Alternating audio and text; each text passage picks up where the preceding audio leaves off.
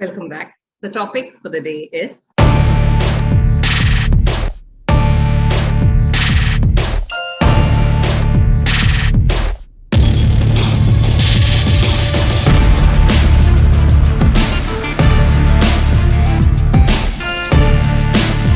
now zero-based budgeting or ZBB in simple words is budgeting from the scratch. If you had noticed, the CFO had said that you have to start with a budget of zero. Please note the words start. It does not end with a budget of zero. You should start with a budget of zero. Now, when you hear the word zero-based budgeting or ZBB, you might think it is something out of the ordinary. But zero-based budgeting is something that we do in our everyday life. Even you are doing zero-based budgeting. I will give you an example of where you would have done zero-based budgeting. Now, in ZBB, there is something known as the decision packages. This is nothing but the decisions that you are planning to take. Now, when you started off with your ACCA journey, you had to take decisions, right? Now, the decisions that you would have taken are which tuition provider to select. So you've got two options. So how will you take a decision? You compare the cost and the benefit, right? So we will take simple figures. So assume that the tuition fee for the first person is $100 and the benefit is you will look into the pass percentage of that tuition provider. So on an average, when you inquired, 50% of the students who are joining that institute are passing the exam. Okay. And now coming to the tuition provider 2. The cost is $150. That is the tuition fees is $150. And the benefit is the pass percentage is 90%. That is 90% of the students who are joining that institute are passing the examination. So considering the cost benefit analysis, which tuition provider will you choose? You will go for tuition provider 2. Why? Because his pass percentage is 90%. We will definitely select the better one, right? So your decision will be to choose tuition provider 2. So that was your first step, or that is the minimum expense that you have to incur to understand the subject. So that can be referred to as your base package. In your base package, you had to choose between two options. It was either tuition provider 1 or tuition provider 2. When it is an either or option, then you call it as a mutually exclusive decision package. Why do you call it as a mutually exclusive decision package? If you have to choose one, then you have to reject the other. That is the meaning of mutually exclusive decision packages. So now we have selected the base package. Now this tuition provider 2 gives you certain additional facilities. So you will have to decide whether or not to accept those additional facilities. So that is above the base package. This is the base package.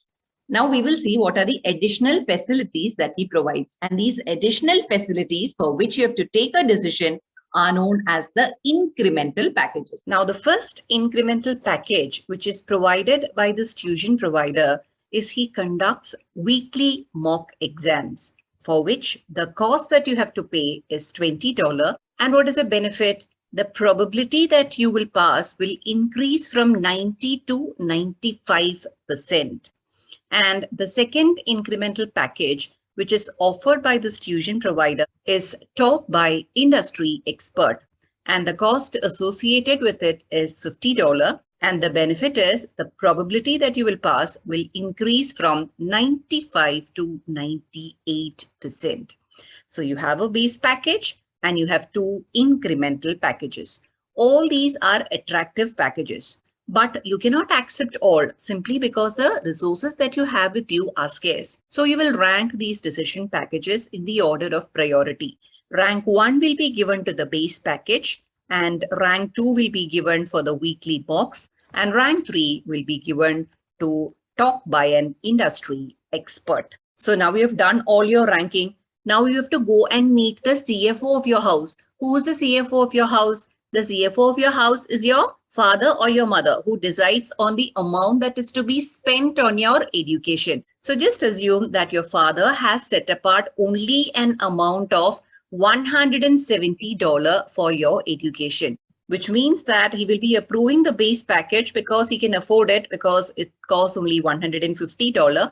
And out of the incremental package, he will accept the first incremental package, that is a weekly mocks, because it amounts to only $20. So 150 plus $20 is equivalent to the budget that he has set apart for your education. Will he agree for the talk by an industry expert? No, simply because he doesn't have sufficient resources. So the final decision that your father takes will be, he will be approving the base package and also the weekly mocks, and the talk by an industry expert will be rejected. So what you have just seen is zero-based budgeting that happens in your house. For everything, we actually do zero-based budgeting, right? We actually compare the cost and the benefits and we rank it according to the order of priority. Maybe not in a particular book, but we will do that in our mind. And then we will allocate the resources based on the order of priority. So ZBB is something that we do in our everyday lives also, right? So now we will take the business scenario and see how ZBB is done in a business setup. So we will take the example of the purchase department. So here again, you have decision packages and the base package. There are two options. So you need to maintain a purchase department with expenses being incurred for the staff. And the first option is to buy from a nearby supplier, which means that the raw material cost will be relatively cheaper. So the cost associated with it is $500 and the benefit is you can sell the ultimate product for a selling price of $1,000. Now we will go to the next option or another method of doing the same thing. So the option 2 is you definitely have a purchase department and you have to pay the staff their salary. And the option is to buy from an overseas supplier. So here the staff are much more qualified because they have to deal with overseas suppliers. So the cost associated with it is $1,000 and the benefit is you will be able to sell the ultimate product for a selling price of $1,200. Which option has to be selected? Here the net benefit is 1,000 minus 500 or plus $500. And here the net benefit is 1,200 minus 1,000 or plus $200. So you will definitely go for option 1. Now moving to the incremental package, we have to take a decision of whether we have to install an updated software. The cost associated with the software is $200 and the benefit is the salary could be reduced by $100 because we could terminate certain employees because a computer will do their job also. Now look at the situation very carefully. You might wonder the cost is $200 and the reduced salary is only $100. But always make a distinction between the one-time cost and the recurring cost. Software cost is a one-time payment. It is not mentioned that the software requires maintenance, etc. So we will assume that it is a one-time payment, okay?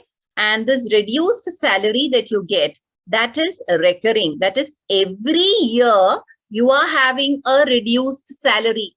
So in this particular case, you should not reduce 100 minus 200 and say that's negative 100, we will reject that proposal. Think for yourself. So $200 can be treated as a fixed cost. And for all the future years, you're having a reduced salary of $100. So in just 2 years' time, this $200 will be recovered by your savings. And after 2 years, whatever savings that you have per annum, that's this $100 is pure savings. So is this proposal good or bad? It's definitely good because the savings and salary runs throughout the life of the company. And the updated software cost of $200 is to be paid only once.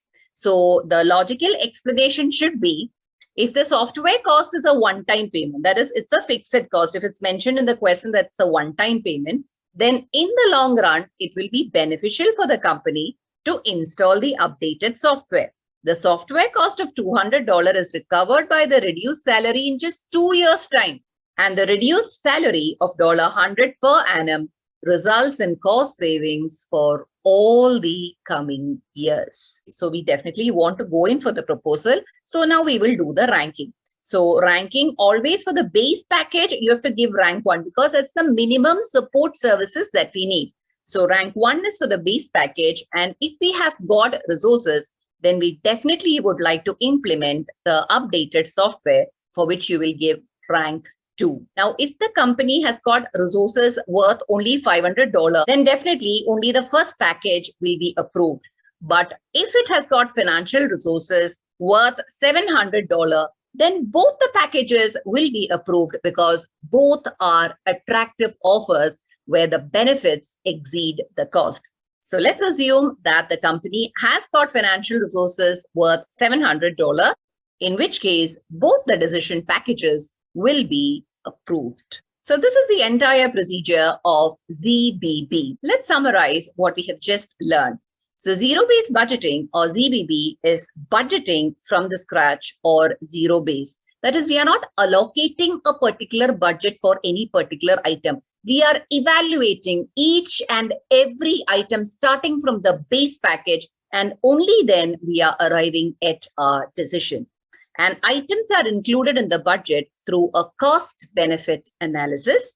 As benefits are known, each cost is justified. That is, we know for sure that if we incur this particular cost, what is the benefit which is attached to it? Now, benefit, it could be either an increase in revenue or a savings in cost, or it could even be qualitative benefits, like if you are investing in a beautiful garden, that will attract the customers. The first stage is activities are grouped into decision packages. The first comes the base level packages, which represents the minimum level of service needed to achieve the organization's objective. Next comes the incremental packages, which are prepared to reflect a higher level of service. And always rank the packages in the order of decreasing benefits. And finally, you allocate the resources based on the order of priority up to the spending level. You will have a maximum amount that you have in your hands. So you can spend only up to that amount. So considering that amount, you can allocate the resources based on this ranking. So this is what zero-based budgeting is all about. Now moving to the advantages of zero-based budgeting.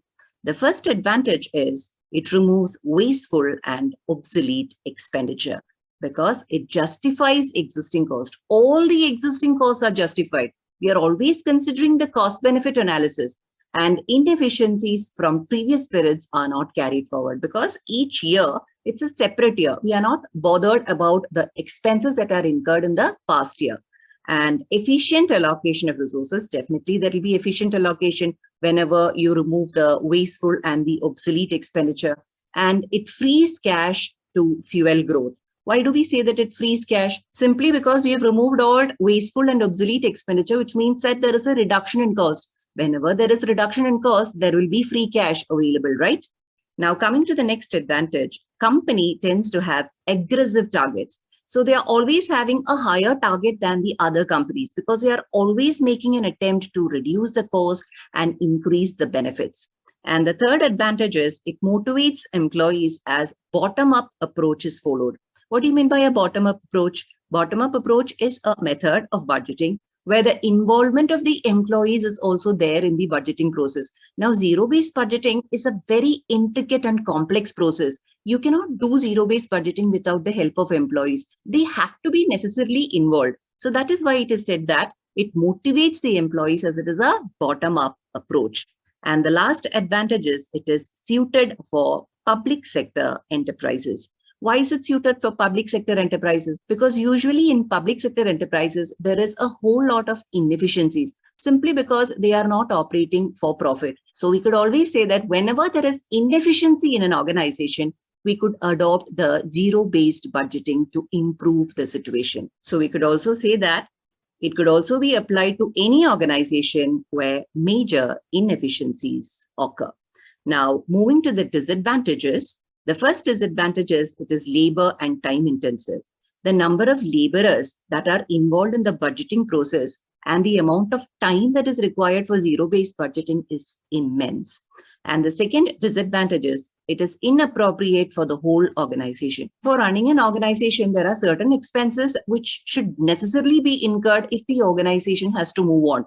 So adopting zero-based budgeting for all the areas may not be practical. Certain expenses like rent of the factory, how can you adopt zero-based budgeting? You can't basically shift to another factory, right? So it cannot be adopted for the whole organization. And the third disadvantage is inadequate skill sets to prepare zero-based budgeting. Now, zero-based budgeting is not a very easy budget to prepare. It requires a lot of skill simply because we are budgeting from the scratch. Each and every area is analyzed and reviewed. So a lot of training is involved, which requires a lot of time and money. Now, the other two disadvantages are qualitative factors may be ignored while ranking.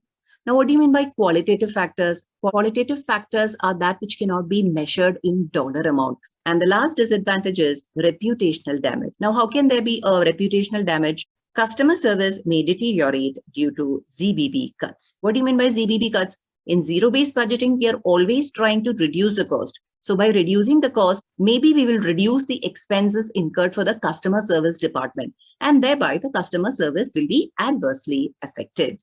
Now, due to the many disadvantages of zero-based budgeting, we have to see where zero-based budgeting is best suited. So it could be applied when major changes occur. So in the normal functioning, zero-based budgeting is not required. If a major change occurs, suppose you're introducing a new product, then you can adopt zero-based budgeting. It is applied to some departments or expenses and not to the entire organization. Because I already said that it is not necessary to apply ZBB to the entire organization because certain expenses should necessarily be incurred. There is no option of avoiding it. But there are certain expenses which can avoid. And as an example, I could say traveling expenses. Now, what happens for traveling expenses is if you are following an incremental budgeting, if the budget of last year is $1,000, then this year you will add 10% to it, say 1,000 plus 10%, and you will budget the traveling expenses as $1,100. But in ZBB, that is not the case. For each and every traveling expense, they will review and analyze. Now, there are so many technological developments that a person need not go in person and meet the other person. We could adopt video conferencing, we could use FaceTime, we could use WhatsApp chats, and thereby the in-person meeting could be drastically reduced. And thereby, definitely, traveling expenses can also be drastically reduced. So this is what the ZBB will do. But incremental budgeting will just not bother about whether to shift to video conferencing or WhatsApp chats. And zero-based budgeting are suited for discretionary cost. What do you mean by discretionary cost? These are not compulsory cost. So example, advertisement. So we could go in for a zero-based budgeting to see whether we should go for a TV ad or whether we should go for a print ad, and you weigh the cost and the benefits and then make a decision. So it will be a much wiser decision when compared to the incremental budgeting decision where you just add a fixed percentage. And it is suited when major inefficiencies exist. Example, public sector. Not only public sector, any organization which has got inefficiencies or which wants to improve the situation altogether could adopt zero-based budgeting. And it could be applied once in every 3 years. It is not necessary to adopt ZBB every year. We could adopt it once in every 3 years to see whether there are any inefficiencies. Now, moving on to the difference between ABB. ABB is activity-based budgeting and zero-based budgeting. Now, many students come and ask me, ma'am, what is the difference between ABB and ZBB? Actually, there are so many differences because the format of preparing the ABB and ZBB is itself different. One of the striking differences under ABB, reduction in cost is done by reducing the cost drivers. And under ZBB, you reduce the cost by reviewing and by expense justification. So here we come to an end of today's session. We will have a recap before we wind up.